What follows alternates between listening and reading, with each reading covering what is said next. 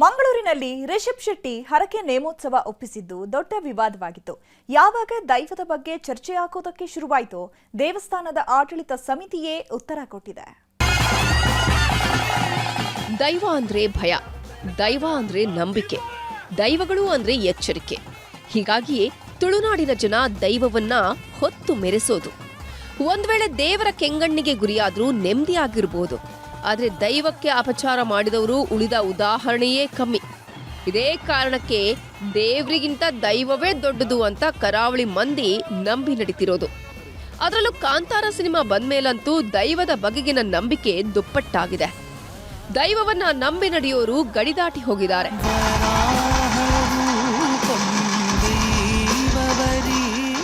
ಮೊನ್ನೆ ತಾನೇ ರಿಷಬ್ ಶೆಟ್ಟಿ ಹರಕೆಯ ನೇಮೋತ್ಸವ ಮಾಡಿದ್ರು. ಕಾಂತಾರ ಸಿನಿಮಾ ದೊಡ್ಡ ಸಕ್ಸಸ್ ಕಂಡ ಹಿನ್ನೆಲೆ ಅದ್ಧೂರಿಯಾಗಿ ಹರಕೆ ಉತ್ಸವ ನಡೆಸಿದ್ರು. ಇದೇ ಈಗ ವಿವಾದದ ಕೇಂದ್ರ ಬಿಂದುವಾಗಿದೆ. ಹರಕೆ ನೇಮೋತ್ಸವ ವೇಳೆ ರಿಷಬ್ ಶೆಟ್ಟಿ ಮಡಿಲಲ್ಲಿ ಪಂಜುರ್ಲಿ ದೈವ ಮಲಗಿದಂತೆ ಕಾಣೋ ವಿಡಿಯೋ ವೈರಲ್ ಆಗಿತ್ತು. ಇದನ್ನೇ ಇಟ್ಕೊಂಡು ಕೆಲವರು ವಿವಾದ ಸೃಷ್ಟಿಸುತ್ತಿದ್ದಾರೆ. ದೈವದ ಬಗ್ಗೆಯೇ ಅಪಪ್ರಚಾರ ಶುರು ಮಾಡಿದ್ದಾರೆ.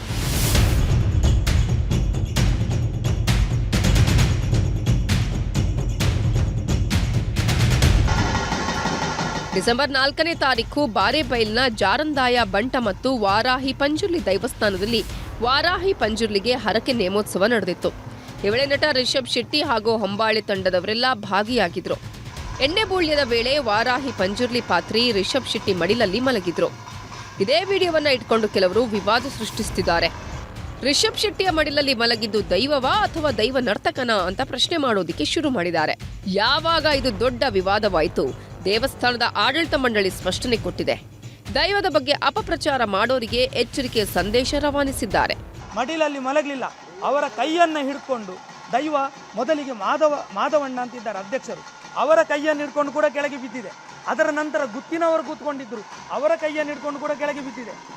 ಪ್ರತಿ ವರ್ಷ ದೈವ ಇದೇ ರೀತಿ ಇರ್ತದೆ, ನಮಗೆ ಯಾವುದೇ ರೀತಿಯಲ್ಲಿ ಕಾಣಲಿಲ್ಲ. ಹರಕೆ ಕೊಟ್ಟವರ ಬಗ್ಗೆ ದೈವಕ್ಕೆ ಮನಸ್ಸಿನ ಒಳಗಿಂದ ಪ್ರೀತಿಯಿಂದ ಮಾಡಿದ ಭಾವನೆಯನ್ನು ನಾವು ಮಾತನಾಡುವಂತಿಲ್ಲ.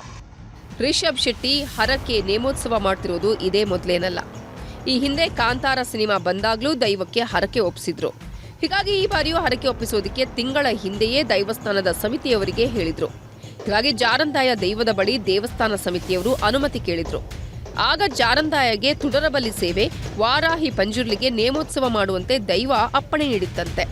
ಹೀಗಾಗಿ ಕಾಂತಾರ ತಂಡ ನೀಡಿದ ಹರಕೆ ನೇಮೋತ್ಸವ ನಿಯಮ ಪ್ರಕಾರವೇ ಮಾಡಿದ್ದಾರೆ. ಈ ಬಗ್ಗೆ ಪ್ರತಿಕ್ರಿಯಿಸಿದ ದೇವಸ್ಥಾನದ ಸಮಿತಿ ಗೌರವಾಧ್ಯಕ್ಷ ರವಿ ಪ್ರಸನ್ನ, ನಮ್ಮ ದೇವಸ್ಥಾನದ ಕಟ್ಟಳೆಯಂತೆಯೇ ಉತ್ಸವ ಮಾಡಿದ್ದೇವೆ. ದೈವವು ಆವೇಶಗೊಂಡು ಏನ್ ಮಾಡುತ್ತೆ ಅಂತ ನಾವು ಹೇಳೋದಿಕ್ಕಾಗಲ್ಲ. ನಾವು ನೋಡಿದಂತೆ ದೈವವು ರಿಷಬ್ ಶೆಟ್ಟಿ ಮಡಿಲಲ್ಲಿ ಮಲಗಿಲ್ಲ, ಸೇವಾಕರ್ತರ ಕೈ ಹಿಡಿದು ಅಲ್ಲೇ ಜಾರಿದೆ. ಈ ರೀತಿ ಆಗೋದು ಹೊಸದೇನೂ ಅಲ್ಲ. ಆದರೆ ಇದನ್ನೇ ಇಟ್ಕೊಂಡು ಅಪಪ್ರಚಾರ ಮಾಡೋರಿಗೆ ನಾವು ಉತ್ತರ ಕೊಡಲ್ಲ. ಎಲ್ಲದಕ್ಕೂ ದೈವವೇ ಉತ್ತರ ನೀಡತ್ತೆ ಅಂತ ಹೇಳಿದ್ದಾರೆ. ಸೇವೆ ಒಳ್ಳೆಯ ರೀತಿಯಲ್ಲಿ ದೈವಗಳು ಸ್ವೀಕಾರ ಮಾಡಿದೆ ಎನ್ನುವುದಕ್ಕೆ ನೇಮ ನಡೆದಂಥ ನಂತರ 8-9 ಜನ ನೇಮವನ್ನು ಕೊಡ್ತೇವೆ, ನೀವು ಅದನ್ನು ಸ್ವೀಕಾರ ಮಾಡಬೇಕು, ನಮ್ಮ ಕೆಲವೊಂದು ಕಷ್ಟಗಳಿವೆ ಅಂತ ದೂರವಾಣಿಯ ಮುಖಾಂತರ ಮಾಡಿದ್ರು.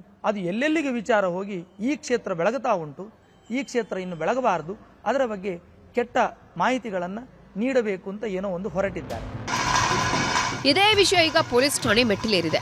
ಅಪಪ್ರಚಾರ ಮಾಡುವವರ ವಿರುದ್ಧ ದೇವಸ್ಥಾನದ ಸಮಿತಿ, ಕಮಿಷನರ್ ಹಾಗೂ ಕದ್ರಿ ಪೊಲೀಸ್ ಠಾಣೆಯಲ್ಲಿ ದೂರು ಕೊಟ್ಟಿದ್ದಾರೆ. ಇದೇ ವಿಷಯವಾಗಿ ಮಾತನಾಡಿದ ದೈವ ನರ್ತಕ ಮುಖೇಶ್, ನನಗೆ ಕೋರ್ಟು ಕಚೇರಿ ಎಲ್ಲವೂ ದೈವವೇ. ನಾನಿರೋದು ಬಾಡಿಗೆ ಮನೆಯಲ್ಲಿ. ನಮ್ಮ ಹಿರಿಯರು ಹೇಳಿದ ಉಪದೇಶದ ರೀತಿಯಲ್ಲಿ ದೈವ ನರ್ತನ ಮಾಡಿದ್ದೇವೆ.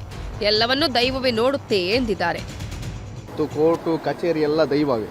ನಾನು ಇರುವುದು ಬಾಡಿಗೆ ಮನೆಯಲ್ಲಿ ಮತ್ತು ನಮ್ಮ ಮನೆ ಹೇಗೆ ಉಂಟಂತ ನೋಡಬಹುದು.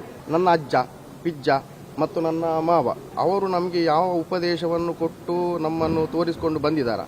ನಾವು ಅಷ್ಟೇ ಮಾಡಿದಲ್ಲದೆ ಬೇರೆ ಯಾವುದು ಮಾಡಲಿಕ್ಕಿಲ್ಲ.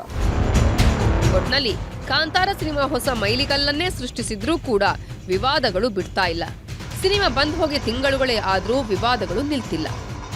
ಕ್ಯಾಮರಾಮನ್ ನಿಖಿಲ್ ಸುವರ್ಣ ಜೊತೆ ಕಿಶನ್ ಶೆಟ್ಟಿ, ನ್ಯೂಸ್ 18 ಮಂಗಳೂರು.